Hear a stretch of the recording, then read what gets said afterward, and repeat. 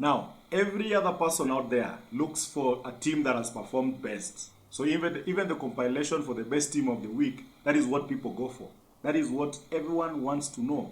Like Troy Deeney, BBC Sports team of the week, he had Pickford, Van der Ven, Ekdal, Timber, Kayode, he had Grealish, Gumares, Fernandes, not Bruno for Manchester United, the Newcastle one, Joe Pedro, Gyökeres, and Johnson. Now, those were the best players in this past game week 2.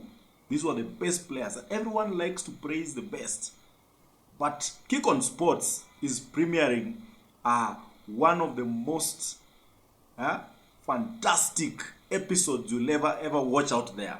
The Premier League Skunk Team. You're calling that the Premier League Skunk Team. This is the worst team of the week. Because we keep on looking at the best. Now we want to look at who are the worst players in this week, including the managers, because these players cannot perform without their managers. It is the managers who put them there, and the pedigree of the team, the history of the team, what the team has been doing over the years.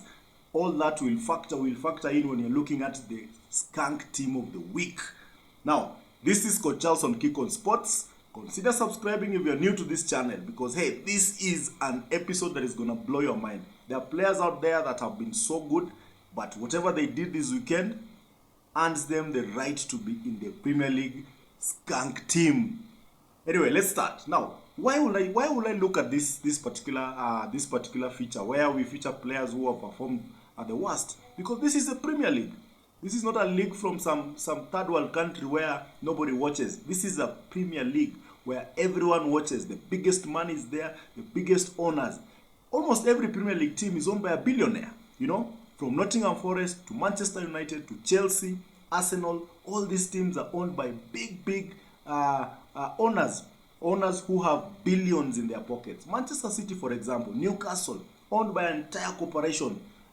So when their players perform poorly, they deserve to be called out. And that is what this Premier League worst team of the week is going to be about. The Skunk Team is here to roll. Now, at goal, this is a position that has been contested by 3 players. The contention is between Altay, Bayern of Manchester United, Lucas Perry of Leeds, and Trafford of Manchester City.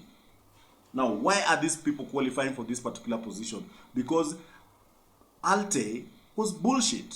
In game 1, he could not defend a corner. In game 2, he was very, very sketchy. He was very unstable. He could not be able to handle the pressure. How about Lucas Perry? This guy conceded 5 goals. 5 goals in a Premier League. And their manager is a manager who's managing the Premier League. And they knew who they were going to face. That is Arsenal. So, this guy stank. And then there's Trafford at Manchester City. He's a young player, yes. He's new to the to Premier League football. Not really, because he was at Burnley, remember? And also, he was at Manchester City when he was a kid. So he's basically gone back to an environment that he's very comfortable with. But his performance was very bad. His performance in the last 2 games were just unacceptable. So that's why these guys qualify for this particular position. Number 1, Skunk. And this particular vote, this simple vote, basically goes to Trafford. Man City is a club that has been winning. These guys have been winning. They have been doing their best. They won the league 4 times in a row. This is Pep Guardiola's team, and there is no way you are going to tell me that his goalkeeper performing so poorly does not qualify him for a skunk position.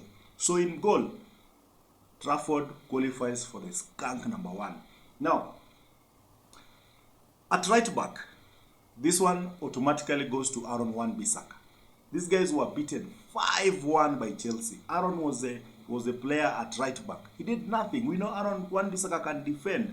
We know he can do better than what happened in that game. And remember, these guys have also lost a game at Wolves in the Carabao Cup. This video is being recorded after that game. So you can see Aaron Wan-Bissaka is another player that qualifies to be in the skunk team in position number 2. At left back, We are looking at Diouf at West Ham. These guys conceded 5 goals. He was on the left and Wan-Bissaka on the right. So this guy conceded, their team conceded 5 goals. He qualifies to be in that skunk team of the week. And they lost a lead against Wolves in the Carabao Cup. They were leading and Wolves just came from behind and won the game. And Diouf was still there. You can say Aaron Wan-Bissaka didn't play, but Diouf was there. El Hadji Diouf. Now, in the middle of defense, we have 2 players who qualify automatically. John Stones, he made it so easy for Spurs to score. He qualifies to be in that position because he's the one who played Johnson onside, and from that goal, Man City could not recover. So John Stones is in the skunk team of the week, and his manager being Pep Guardiola. He plays for Manchester City. He's won 4 leagues in a row. This guy is in the skunk team of the week. Now, the other one just puts himself there, Totti, by virtue of his red card. You see, that red card denied their team to perform well. So if you get a red card, you automatically qualify to be in the skunk team of the week. Then number 6, Soshek, another West Ham player. You see West Ham dominating these positions because of what they did this weekend. They were out of sorts. In fact, Chelsea just ran through them every other minute. And that is why he qualifies to be in the skunk team of the week. I do not have any other person that I would have looked at. Maybe other players like Casemiro or maybe another midfield holding. But this guy, 5-1 against Chelsea, is unacceptable. Now, another midfielder that qualifies here is Ryan Cherki of Manchester City. This guy was billed as one of the best players around. Dribblers, forward players. He could receive balls between the lines. He could receive the balls however you liked. And remember, he scored in the previous game, in the first Man City games against Wolves. So, by giving us this performance, he automatically put himself in this particular position, in the skunk team of the week. So, Ryan Cherki, get in there. Then there's Bruno Fernandes, the Lord Bruno himself. This guy has carried Manchester United on his back for season after season. This guy has been the mainstay of Manchester United. But what did he do? What did he do? He missed a penalty because the referee bumped on him. Bro, just say sorry. Just smile. Those are some of the things that just make football what it is, because the unpredictability of it makes it very, very important. But Bruno got mad. Bruno got offended. Bruno got, he just became Bruno. And that is what everyone was not looking for. Then when he went for the penalty, he skied it. I hear the ball is not even landed in mass yet. People are still looking for that ball in space because it was blasted out of space from Bruno Fernandes, the most confident penalty taker we've ever had at Manchester United. Even the Premier League has had penalty takers, but this guy does it every other day for his country, for his club, and this time round, he let Manchester down. That first goal would have made things much, much easier. Anyway, Bruno Fernandes, get in there. Skunk team of the week. Now, offensively, we have 2 players who are just bad. When you score an own goal, when you get a red card, you automatically qualify for this particular role. Muniz. This guy scored an own goal. That header from Lenny Yoro of Manchester United hit him and then went into the net, because I don't think that ball was going in. So he basically scored for us. So that is why Muniz qualifies to be in the skunk team of the week. If you go to your FPL, this guy I think has given you very little points. Now, the other player that fits in there is Anthony Gordon of Newcastle. You cannot get a red card in a game between Newcastle and Liverpool. That is just making too much work for your fellow players. In fact, Newcastle did their best. They fought heaven and hell just to get parity. But then they wanted too much. It's like you remember the story of Icarus and Daedalus. Icarus was the young man. He just flew too close to the sun and got burned. And Liverpool has this history of scoring very late goals. So if you're playing against Liverpool and you are drawing You know, that game is drawing. Take the draw. Because these guys will come at you through thick and thin. They tend to score goals beyond 90 minutes. But there's also another fishy affair in this particular story, because they get a lot of additional time when they're drawing games. It's like referees just give them too much time to rewrite their mistakes. So Anthony Gordon, by putting his players' win in jeopardy by getting red carded, that was a bad tackle. He fits in the skunk team of the week. Now, they want to crown them all, you know, the Lord of Lords, the Lord of Rings, Haaland. You cannot play for Manchester City. You cannot have won the league 4 times in a row. You cannot have been the best goal scorer in the past 4 seasons except the last, and then just stink in the Tottenham game like that.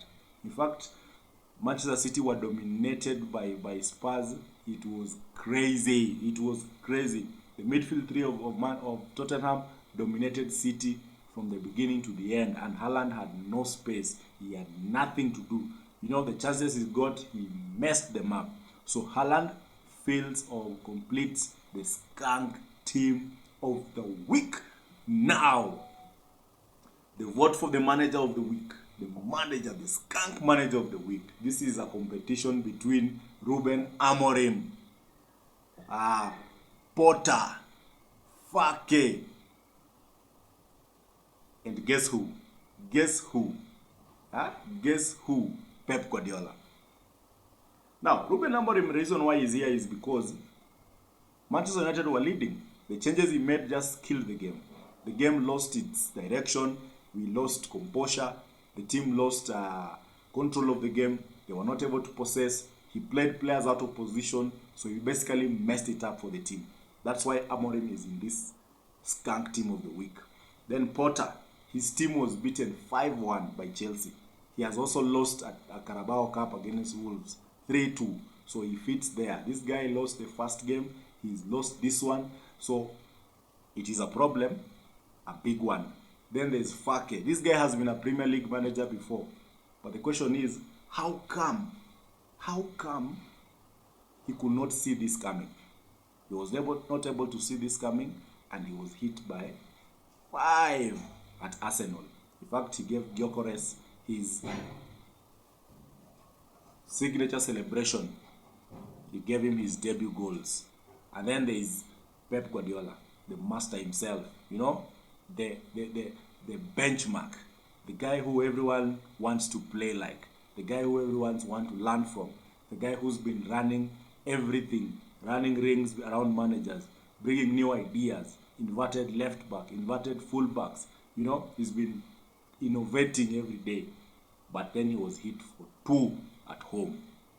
So whom do you think should be the skunk manager of the week? And my vote goes to Pep Guardiola. He's too big for this. He's too big to play like that. He's too big to lose such a game, more so at home. Anyway, did you like the episode? Did you like the episode? Share in the comments. Share this video widely. Comment. Give me an idea. What do you think? Do you agree with the players I've added? Do you agree with the manager I've chosen to be in the skunk team of the week? Let me know, because hey, this is just the premiere of this skunk team of the week. Thank you for watching. This is Coach Charles on Kickonsports. Consider subscribing. See you in a bit.